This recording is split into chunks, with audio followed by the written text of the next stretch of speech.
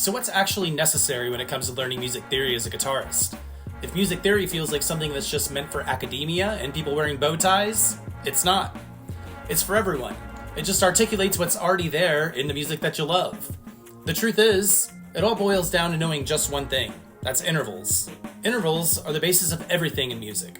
You master your intervals, and they'll unlock everything you want to know down the path of learning music theory. That's why intervals are the most important of the 4 concepts that I think are absolutely necessary for guitar players. Let's get into it.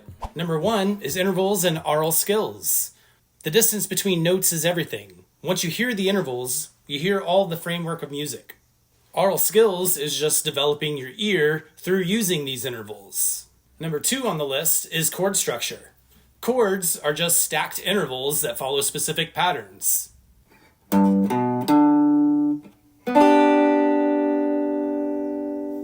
G, B, D, G major chord. It's all about the distance between 2 notes, and there's only 11 notes plus an octave.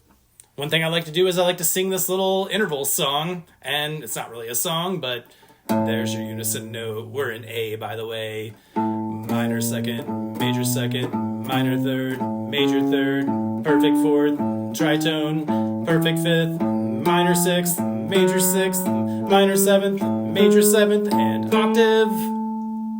The third thing on our list are your diatonic chords in your Nashville number system. The Nashville number system is a way of putting numbers over the diatonic chord scale, and chord progressions tend to follow these patterns pretty regularly.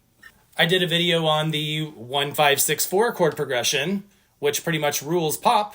There's also the 1-4-5, which is pretty popular in blues, the 2-5-1, which is used all over jazz. I do a series of long-form videos called Spotify Roulette. Recently I did a Taylor Swift Eras edition, and I landed on the song Shake It Off, which uses 2-5-1 throughout the entire song. So it's not only used in jazz, but getting to know your diatonic chords is a great way to start to pick out songs. And then the fourth thing you want to know are modes and how they connect together. You know, this kind of extends to pentatonics, which outline the modes. It's just a minimal version of modes. They're not really separate scales. They're really the same notes starting in different places, but then you can also use them as separate scales. You're just putting different series of intervals note to note, 1, 2, 3, 4, 5, 6, 7, 8, to create these modes. So I have another video on that if you want to check it out.